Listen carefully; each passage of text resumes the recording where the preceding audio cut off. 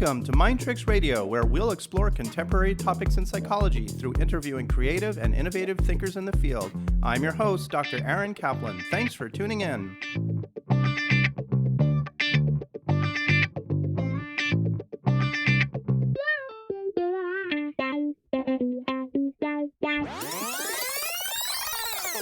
We're here today with Dr. Roxy Zarrabi, a clinical psychologist who specializes in helping women struggling with low self-esteem, anxiety, or dating and relationship challenges to feel confident about themselves and the future of their relationships. She empowers clients to tap into their inner wisdom and utilize their strengths to combat their inner critic, boost their mood, and enhance their relationships. Her goal is to help people learn to create the meaningful lives they desire. Roxy, welcome to the show. Thank you for having me. I'm excited to be here. So this topic we're talking about, letting go of unhealthy romantic relationships. This is a very, very common type of topic that most psychotherapists and psychologists will find, with their patients coming to at one time or another. People are constantly coming in and talking about dissatisfaction in their relationships and what they should do. And so oftentimes as therapists, we're trying to take a look at this issue with patients and try to figure out why they're in the relationships and whether they're working for them. And I read some writing that you did that listed out quite a number of really interesting reasons why people stay in relationships and whether or not they should consider leaving them and the reasons why it's difficult for them to make those decisions. So I'm excited to talk with you about that today. And to begin with, though, before we launch into that, I'd like to learn a little bit more about you, maybe about your personal background and your road to becoming a psychologist. I feel like I'm lucky in the sense that I've known from a really young age that I wanted to be a psychologist. Starting around age 8 is when my interest really began. I loved reading books, and I found that I was so fascinated by the characters in the books and the development. I wanted to know, what made them tick, what motivated them, why were they acting in ways that weren't aligned with how they were actually feeling. And so that's where my curiosity really started. And then as I got older, I got involved in peer counseling in high school and college, and I took psychology classes and majored in psychology. And each of those steps, they really solidified how much I love this field and wanted to pursue this path. Right. And so you have done a bit of writing on the topic of relationships. So why relationships? Why is this a particular interest of yours in your therapeutic practice?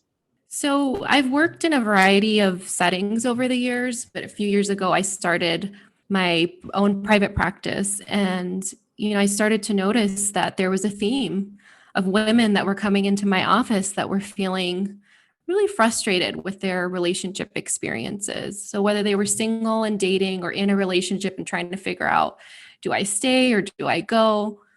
It was something that was really impacting their quality of life. And, I just found it so, exciting to actually work with them and see this shift of how empowered they started to feel when they recognized that they can shift their dating and their relationship patterns. It's not some external force, like they actually have a say in the matter. And I loved working with these issues and saw that there was a really high need for it. So when people start contemplating whether or not the relationships are working for them and whether they should consider ending or moving on, what usually happens when you see with your patients, when you start talking about that? What is there a light bulb that goes on, or is it like a gradual process? Like, how does this usually occur in the therapeutic process? That's a really good question. So usually when clients come to see me, they're at this point of, I would say, contemplation. They're starting to have some doubts. They're starting to notice some things, but they don't feel quite ready to let go of the relationship. There's a lot of anxiety and doubt, and there's just a lot of push-pull there. And so they've gotten to this point where family and friends are starting to make a lot of comments. They're concerned about the relationship. They see the effect that it's having on this person. And what ends up happening is they actually feel a little bit more defensive in those conversations, and they start defending their relationship. But internally, the seeds have been planted. They start to think, there's something here, right? So that's usually when they come into my office. And I try to think of it from the perspective of, I don't want to adopt the same role, because if I kind of jump into exactly what the family and friends are saying, this person's not going to hear it. I need to meet them where they're at, right? Which is that, yes, they are unhappy with aspects of the relationship, but there's a lot of fear about letting it go. So I kind of open up a dialogue about, what are the things that you like about the relationship? What are the things that are concerning you? And people get to a point when they're in a open space where they feel like they're not being judged, they're free to express how they're feeling, that they start to hear the things that are coming out of their mouth. And they at some point, I see it for each client, that it starts to click in, like, why am I dealing with this? If somebody else was sitting here telling me the same thing, I'd be like, what is going on? Like, you don't deserve this. You're so unhappy. But those are the truths that someone needs to come to on their own. Right. It always works out better in psychotherapy when the patient thinks that he or she has come to the ideas on their own, and it's self-motivated Exactly. rather than external pressure. And I know you've also written, you have a Psychology Today blog about signs that a relationship is unhealthy. So I encourage people to check that out as well. But so let's talk specifically about some of these reasons that you commonly see why people have a hard time ending relationships that are unhealthy for them. So one thing you talk about is people fearing being alone and assuming that being with anyone is better than being with no one. So that's the fear of just leaving a relationship and being alone. What can you tell us about this? Well, I think this is a really common fear for people, and it's a really powerful motivator for somebody remaining in a relationship past its expiration date. And, the interesting thing is that when someone has this fear of being alone and they're in an unhealthy relationship, the very thing that they're fearing is actually happening already. And what I mean by that is, if you're in an unhealthy relationship, your partner's not compatible with you. You're not being loved and supported in a way that's being, that's aligned with your needs. So you're going to feel alone anyways. But it's this idea of, if this person is here, then at least I'm not alone. Physically, you might not be, but emotionally, people generally feel alone in these situations. Right. So great point. So it's pretty lonely being in an unhealthy relationship anyway. So Yes. not being in that relationship isn't necessarily going to feel worse than being in one where you're feeling alone. But what is it about the concept of feeling alone that's scary for people? Yeah, I mean, I think that, I'm not saying in all situations, but a lot of times when this fear is in the driver's seat for people, and it feels, just really anxiety provoking to think of being alone and not being in a relationship, that's usually connected in some way to an important event that happened in a person's life, or, their childhood experiences. And whatever that event was or childhood experience was, there was probably a lot of pain and loneliness that was felt. And so this sense that they might have the same experience is really overpowering. I mean, this need to connect to other people, to feel, accepted and loved by another. These are all innate, human needs. And so you can understand how this can feel really scary for someone who has had such a painful experience in their past. Yeah. And that comes to another reason you talk about attachment in childhood and attachment wounds. I think you were just sort of touching upon that. Yes. We could do a whole series of interviews about Yes, we attachment. could. That's a huge Yes. one. But in a nutshell, what is it when we're talking about attachment? What does that mean? And how does that relate to fears about letting go of an unhealthy relationship?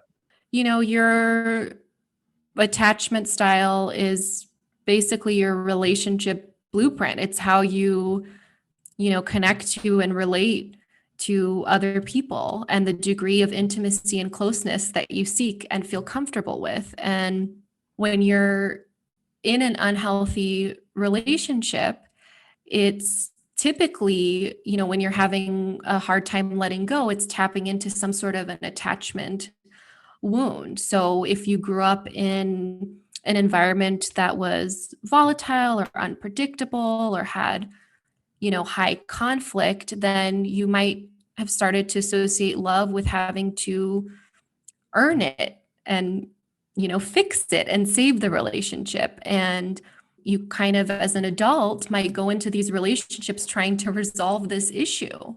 And you might end up with partners who mirror very similar dynamics. And so, just as an example, throwing it out there, let's say that you had a parent who was not really available. They were inconsistent. They would come around. You never really knew when you would see them. And so you grow up and you connect with somebody who's emotionally unavailable, and you feel really strong chemistry at first because you think, this feels like home. This feels familiar.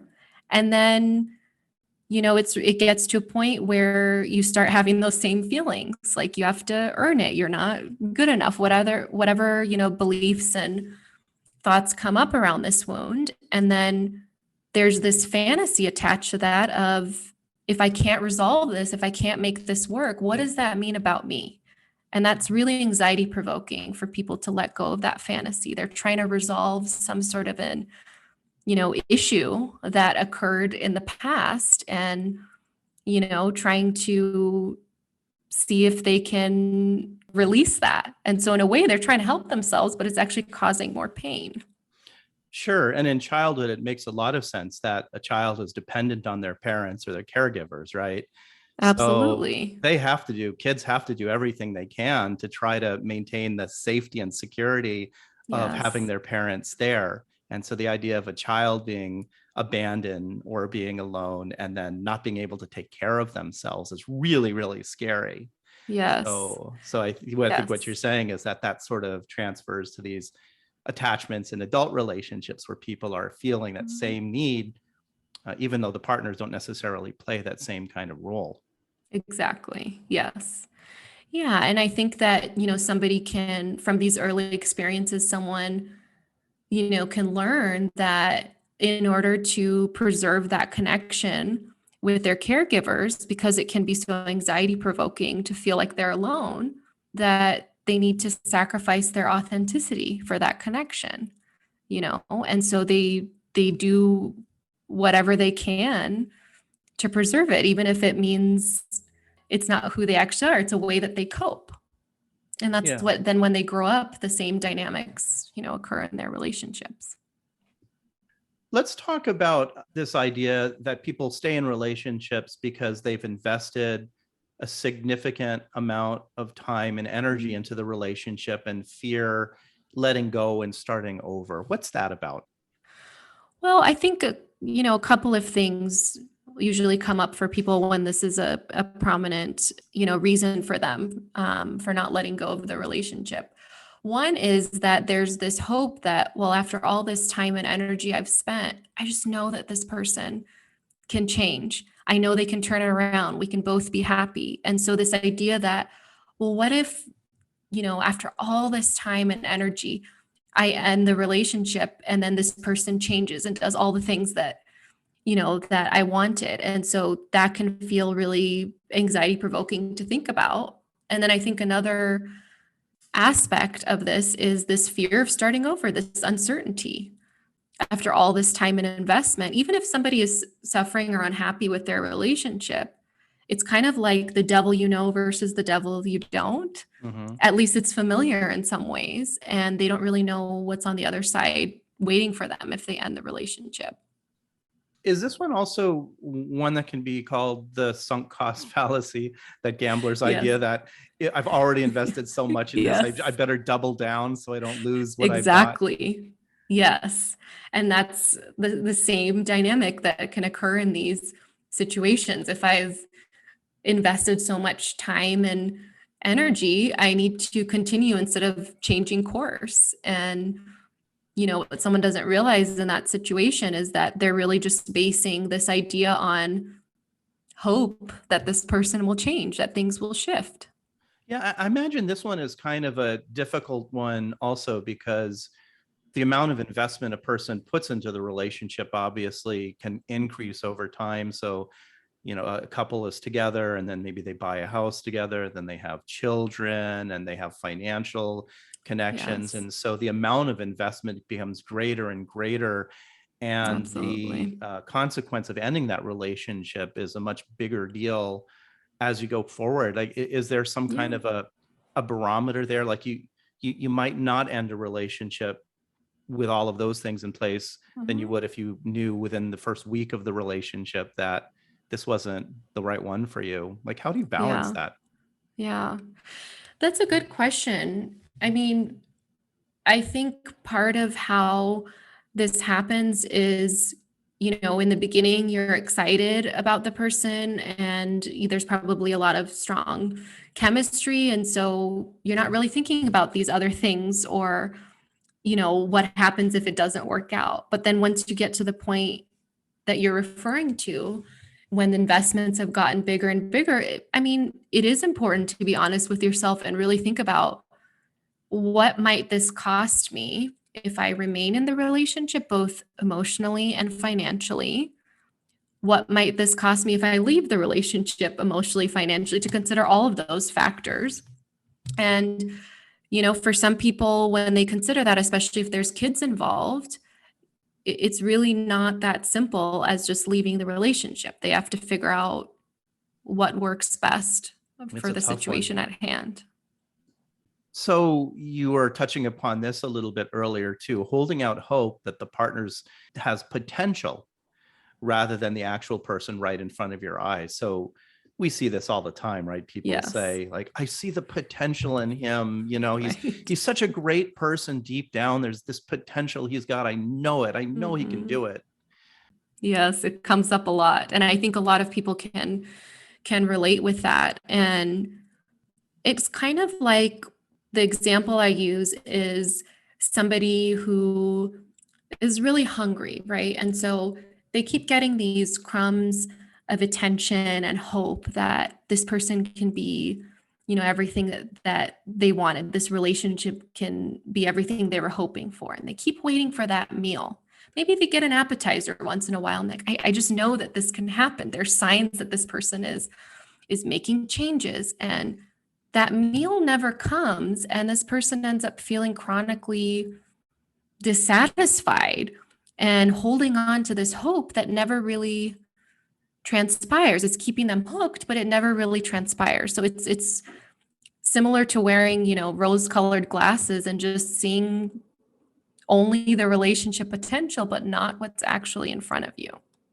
Where I think I see that a lot? Like, I think a person could experience that at any stage of their life, at any age. But Yes, I don't know if you absolutely. see it in particular younger people, right? Because young people Yes. still have a lot of developing to do. A 21-year-old in a relationship is Yes. still almost still a kid, right? I mean, I'm old, Yes. so I can say that, but they're still young. And so both people in the Yeah. relationship have a lot of developing and finding themselves to do. And so Yes. sometimes you sort of don't know who you are, who the other person is at Mhm. that age. So what can you say about that? Like when you counsel and work with, say, young women who are in their early 20s or just sort of at that stage and neither know what direction they're going, what usually happens in that kind of a dynamic? Well, in that kind of dynamic, someone might be coping and relating in ways that they didn't realize, like, oh, I thought this is just what you do in a relationship, or because my boyfriend likes X, Y, and Z, so do I. I just thought this is what you do to have a relationship survive. So there's all these ideas and beliefs that they have that they a lot of times haven't yet realized are not actually their own. So sometimes I'll ask, this belief that you're talking about, like, well, this is just what you do in relationships, or this is just, I'll ask them, where do you think this belief came from? Do you feel like it's your own? Do you feel like it's coming from someone else? Like, what's your sense of it?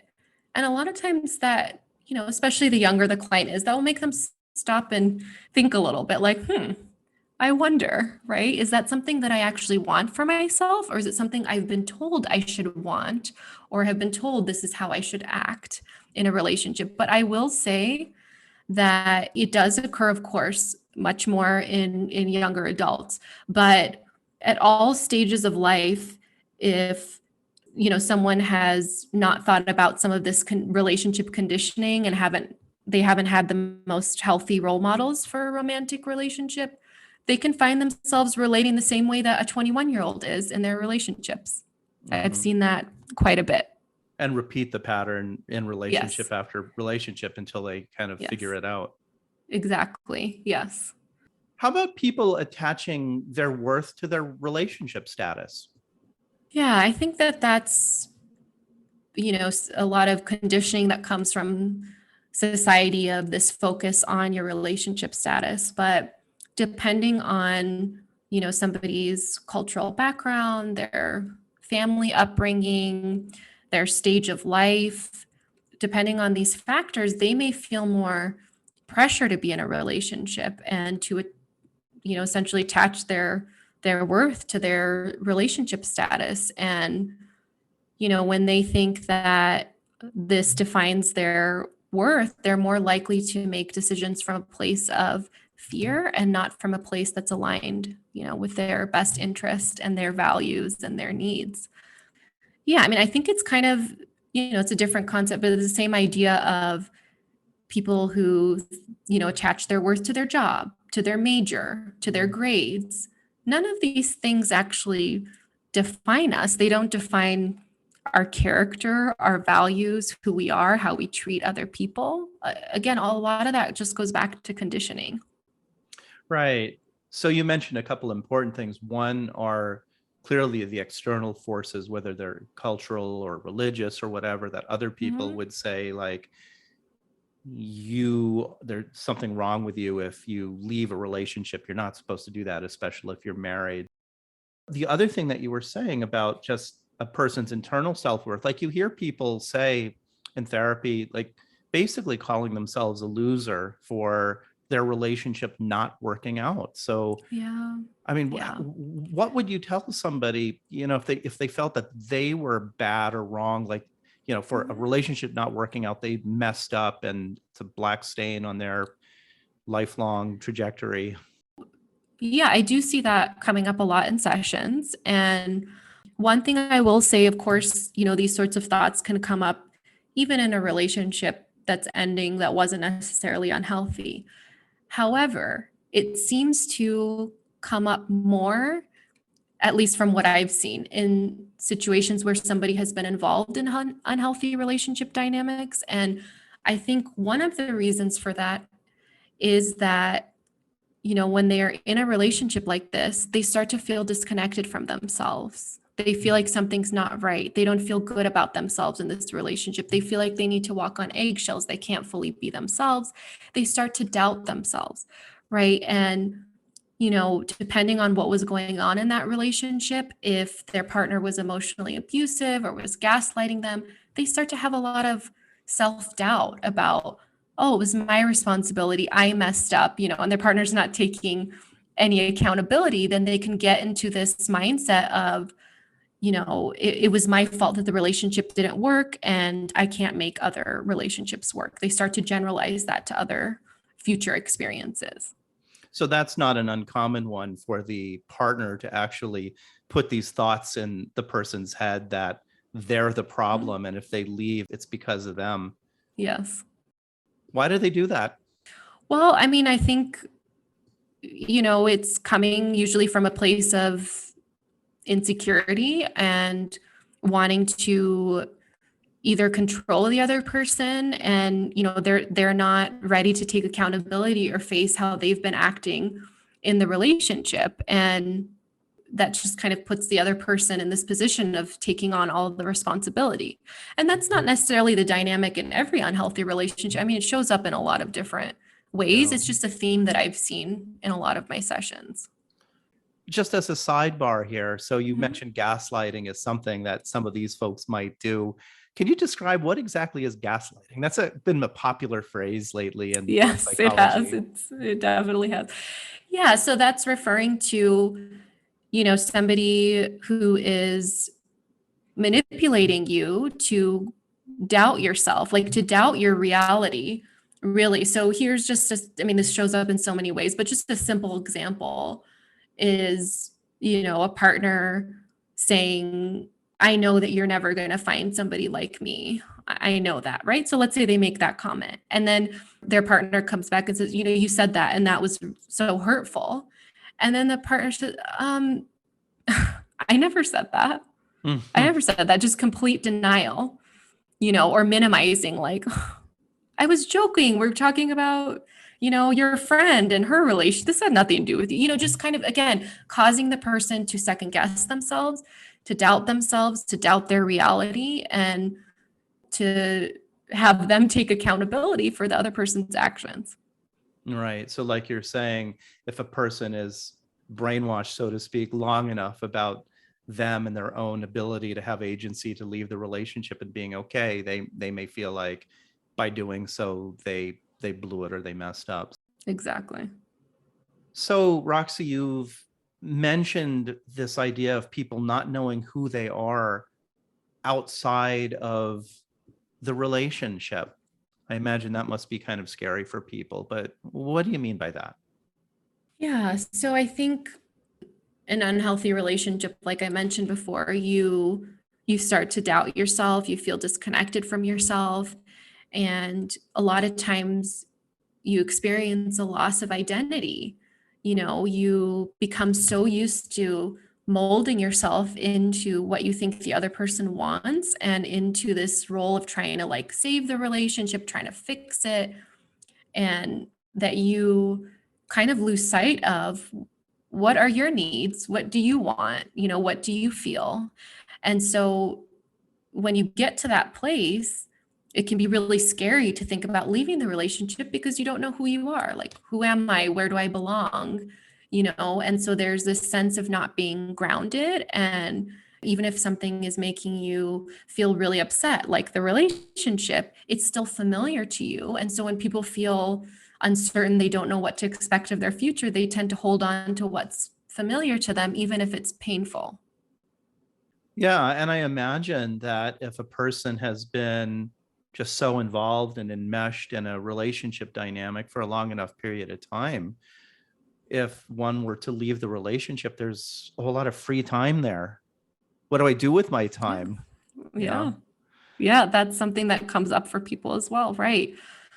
An unhealthy relationship, it does take up a lot of time and energy because either you're talking about it with friends and family, or you're not, because you're concerned about what they think. But regardless, your energy is going a lot towards the relationship. And yeah, it leaves this space of what do you do with that time and that energy. And for a lot of people, that feels anxiety provoking. Like they don't know where they would start. And one thing I would add to that is that in a relationship like this, as I mentioned earlier, a lot of times people have come to a point where their family and friends are starting to get really frustrated, and they're starting to tell them, you need to just end the relationship. So a lot of times they'll either do one of two things. They will maintain these relationships, but cover up the parts of the relationship they don't want to share because they know there will be judgment, and they're not ready to hear, what others have to say. Or they'll just distance themselves from friends and family. And when that happens, I think along with the loss of identity, it can make it really difficult to let go of the relationship, because then it's not just who am I, where do I belong, what do I do with this time I have now, but also who can I rely on? Who can I talk to? Right. And so if they feel like they don't have that anchor, it just makes it more likely for the person to remain in the relationship. Yeah, sort of like a vicious cycle.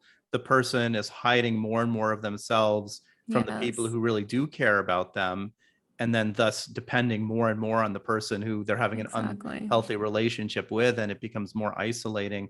I assume that's probably one of the signs that you talk about recognizing if you are in Mhm. an unhealthy relationship, is the degree of like distancing from family and friends and people who care about you.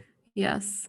Yes, it is. And, just noticing for yourself. I mean, one is when family and friends are making a lot of, comments and giving feedback about the relationship. But another is if you notice yourself distancing yourself from family and friends, and especially if this isn't something that's characteristic for you. Even if there's just one or two people in your life that both of you usually share a lot about how you're feeling and what's going on, and then you start to notice, with this person, I'm actually not sharing as much as I typically would.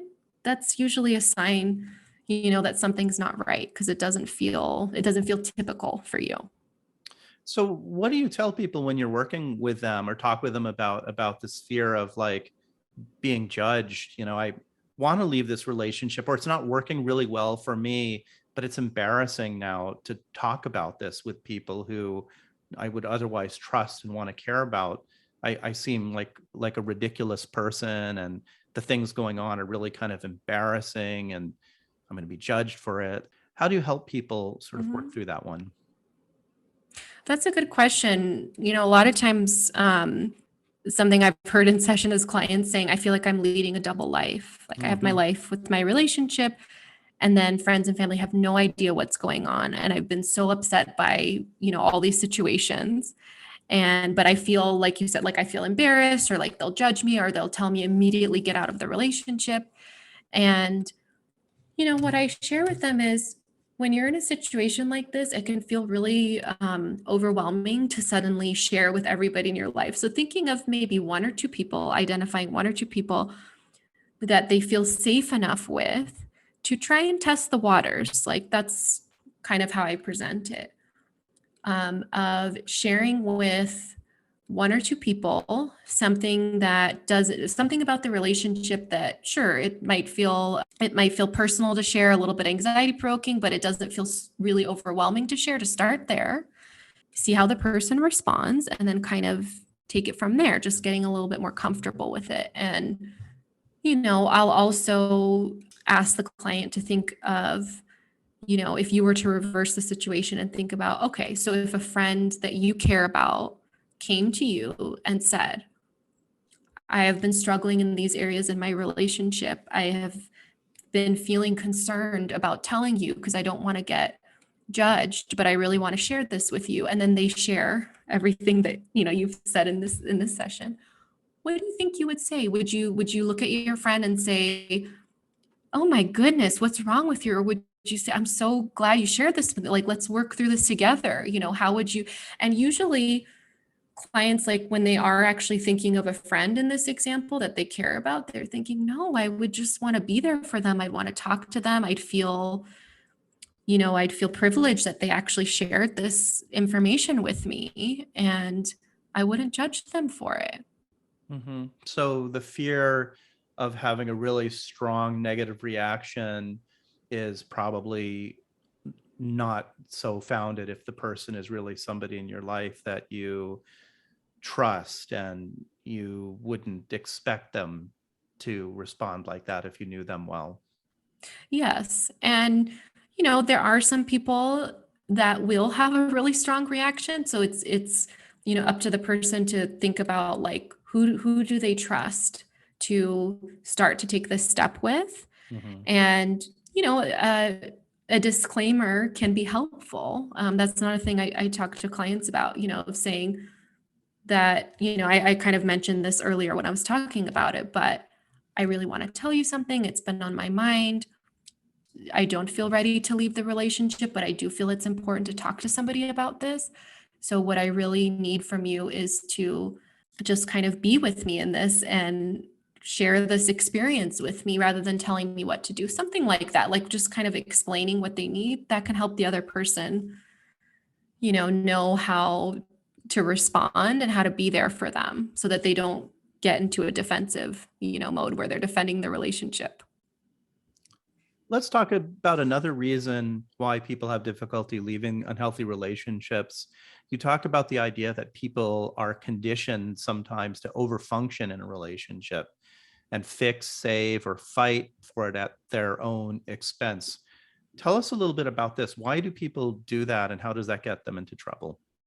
Yeah, so I think I touched on it a little bit earlier, but if you grew up in an environment where there was a lot of, volatility or high conflict, you may have learned to take on this peacemaker or caretaker role, or maybe you saw a parent take on that role with another parent, right? And so that's kind of what you learned. So you learn to associate in those situations. You can learn to associate love with having to fight for it, having to save it. It's not real unless I have to earn it, right? Or same thing if, one or more caregivers were unavailable. It's not real unless I have to earn it.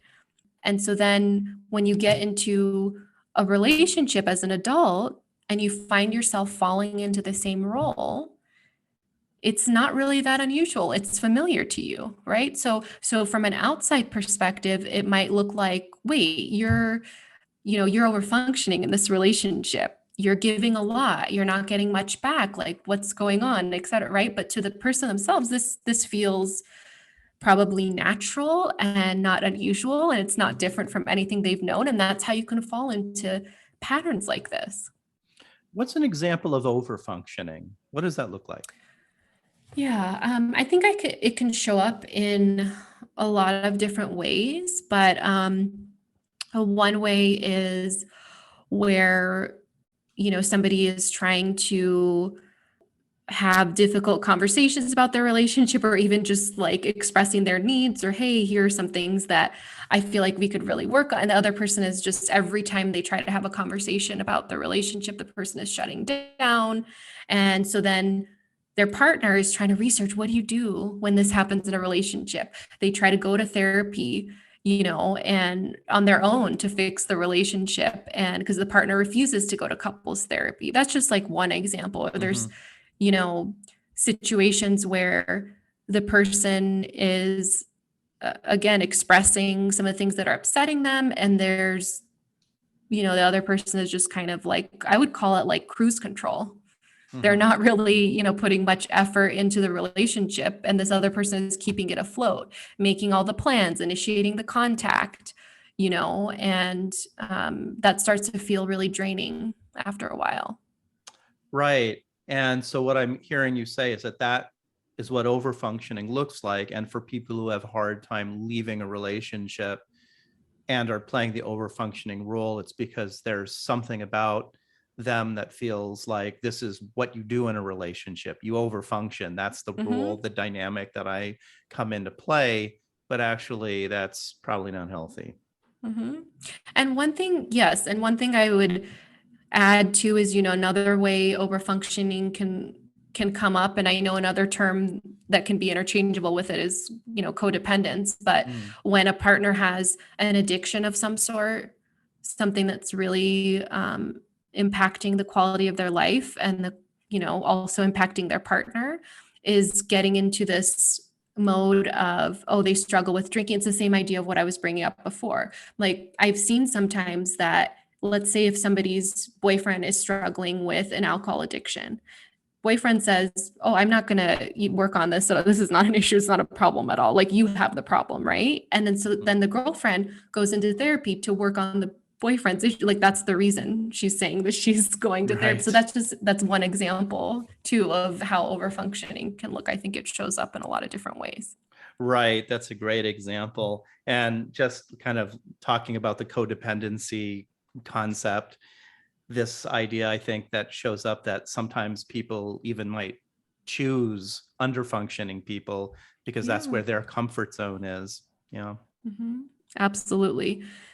Yeah. And so one thing I notice, with this sort of pattern is that if somebody is used to taking on that kind of caretaker, peacemaker role that's familiar to them, if let's say they get out of their last relationship that was like that, so they start dating again, if they start to say things like, oh, I just didn't feel like there was a spark, I was kind of bored actually on the initial first few dates, that, and I'm not saying always, but that's usually a sign that this person, is not eliciting anxiety, right? It's not familiar to them. And this could actually mean that the person they're saying they feel bored by is healthy for them. It might just be that they're not used to being around somebody where their system, they feel calm and they don't have to jump into the overfunctioning role. It's not familiar. And so it can get construed sometimes as, well, this is boring. There's no sparks, there's no fireworks.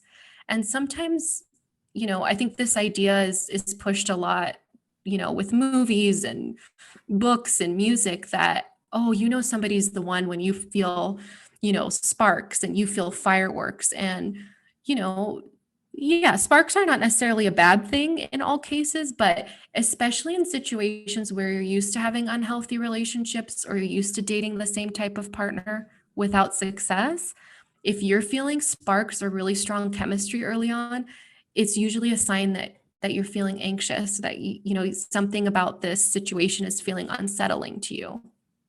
Yeah, I think that's such a great point, Roxy. And I think it's very important for people to pay attention to that on dates when they're meeting people for the first time. So that's that concept of confusing chemistry for compatibility. Let's talk a little bit Yes. more about chemistry. I mean, when people talk about Yeah. chemistry, what does chemistry mean to people? I mean, it's really this attraction to another person, and it's not just physical. It's how excited do you feel about this person, and how attracted do you feel, not just to them physically but to their energy, where it just kind of feels like it clicks, right? And you can feel chemistry with a lot of different people. It doesn't necessarily mean that you're compatible with them.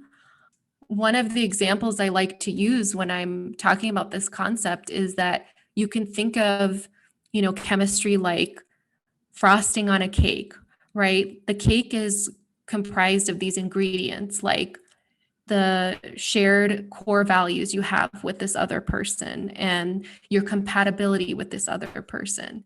If the cake is missing ingredients, then it doesn't matter how much frosting you put on it. It doesn't matter how good that frosting tastes.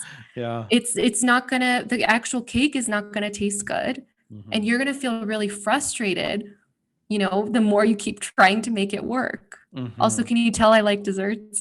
Well, I think it's a really, really great analogy, because the frosting overpowers the cake flavor. But ultimately, Yes. if the cake doesn't taste good, you're not going to be enjoying eating it for the rest of your life. So, Exactly. yeah, I think that's an excellent analogy. This is maybe sort of related, the idea that people get hooked on the highs and lows, sort of the emotional volatility of a relationship, and that feels like a reason why people stay. How is that related? In an unhealthy relationship, it can feel like an emotional roller coaster. The highs are high, the lows are really low, and it can kind of take on the quality of an addiction of Mhm. sorts, right? So it's the same sort of idea, this, what's referred to as intermittent reinforcement. This is what casinos rely on. That, how do you keep people coming back for more? You give them some small gains, some coins, a few dollars here and there. You throw them a bone every once in a while. And then, they hold on to this hope that they can get that big win, they can get that jackpot. Well, in an unhealthy relationship, usually it starts off at a high, right? There's a honeymoon phase, as I mentioned before, lots of strong chemistry, this feeling like, oh, I've known this person forever. So a lot of times people in these dynamics keep thinking, I know I can get back, to that place with this person, and they're just waiting for that next high. And it does, it's part of a cycle, so it will come up. It's not that it doesn't, it's just that those lows are so low, it starts to overpower anything else. Right. And if lows are so low and then boom, you have a high, it's almost like a fix, a drug fix. Yes, exactly. You're waiting for that next hit.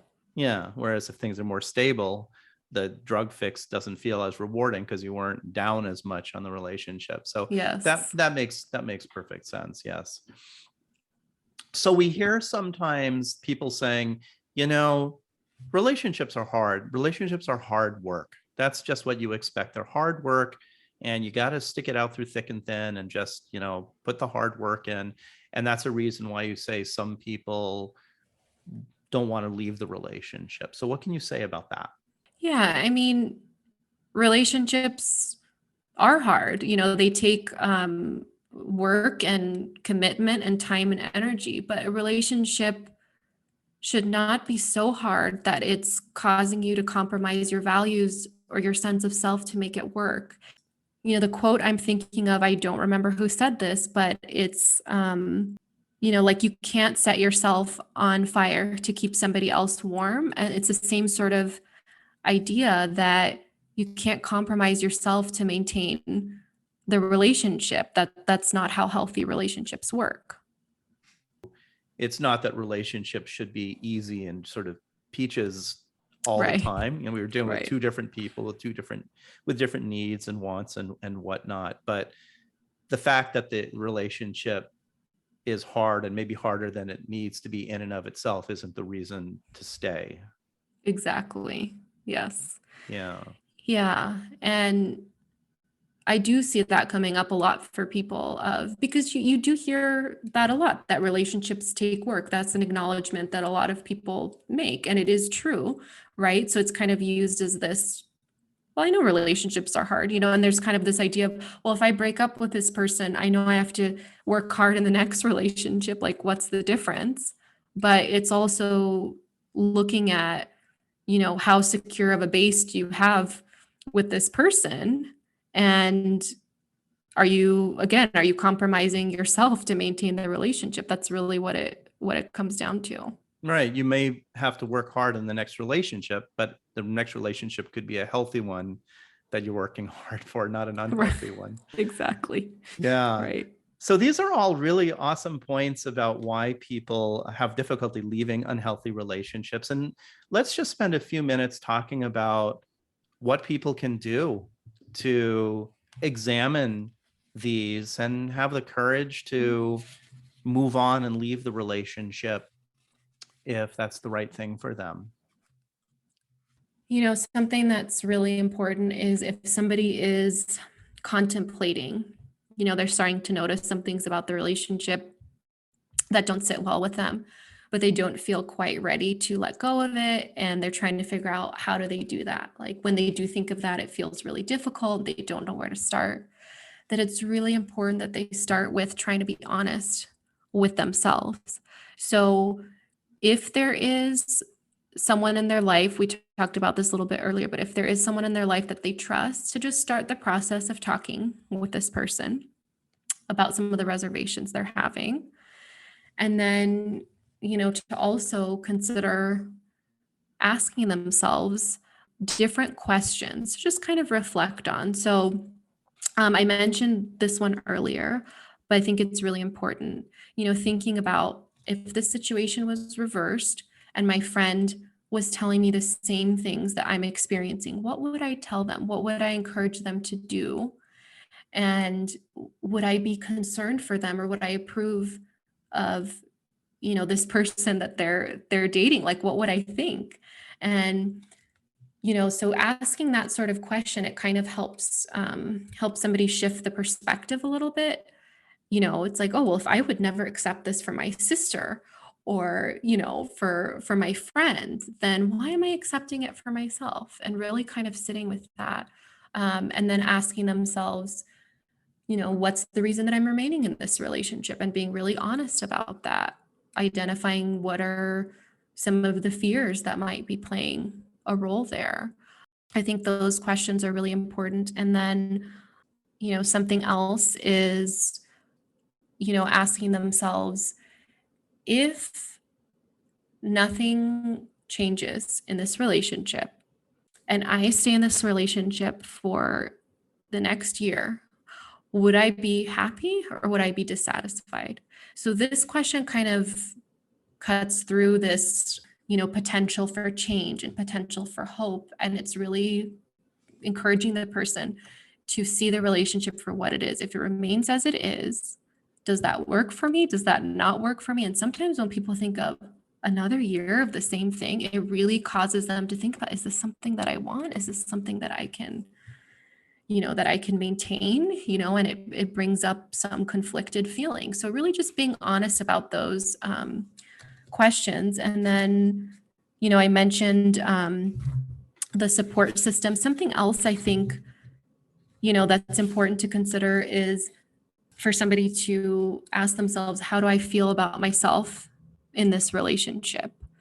Do I feel like I can fully be myself? Do I feel, like nothing I'm ever doing is enough? And I think that, that the answer to that question is really telling. And then, of course, I think meeting with a therapist can be really helpful because, the therapist is an objective person. They're not going to, say the exact same things that this person has probably been hearing from everybody else. And it, again, kind of opens up the dialogue to answer questions like this. So I think it really just starts with exploring these questions from a place of curiosity and not judgment. But, trying to have a support system in place, is really important too. I do want to add that, a lot of the dynamics we've been talking about are unhealthy and dysfunctional. And, we did talk about emotionally abusive situations. But of course, there's situations, right, where somebody is feeling unsafe in the relationship or they're feeling threatened. They're worried about what could happen if I leave. There might be kids involved. We talked about earlier, there's, financial considerations. If, can somebody live comfortably on their own? Are they dependent upon the partner, for finances? Is their safety being compromised? So when it comes to issues like that, I would always recommend that somebody in this situation consider the resources that they have access to and to meet with a therapist or a social worker that can help them come up with a plan for them to consider. And even if they're not, ready to leave the relationship, they know that they have options because, sometimes it's like we talked about earlier, it's a situation where somebody feels like the costs might be too much and they don't feel ready, but at least they know there are certain resources or options they have, that they can follow up with in the future when the time comes. Yeah, I think that's a great point. Oftentimes people don't realize the resources and options they have available to them. And there's oftentimes a lot more out there than they would even expect. Yeah. Yes, absolutely. So, Roxy, this has been a super interesting and informative conversation. I've really appreciated all of your commentary and thoughts on this subject. Is there anything that you would like to leave us with today on this subject matter? Yes. If you're listening and you are a family member or friend of somebody who's in a relationship that you're concerned about, I know that it can be really difficult to watch somebody that you care about struggling and feeling unhappy in their relationship. And, you might feel like, I really want to help this person. I really want them to get out of the relationship. And what I would say is, I recommend that you open up a dialogue with this person where they can share with you honestly how they're feeling. Because if you try to start off with, judgment of why are you in this relationship and you need to leave immediately, the other person's going to get defensive. They're going to shut down. And it's actually going to make them more likely to not share with you when something is going on in the relationship in the future. You want to keep that line of communication open so that when they're ready, they can talk to you about it. Yeah, that's such an important point. And people don't like being told what to do or judged or feel like they're being bullied into something. So having that kind of softer approach and opening the dialogue, that makes complete sense. Well, Roxy, thank you so much for coming on and speaking with me today. It's really been a pleasure and very enjoyable talking with you about this. Thank you for having me. I had a great time.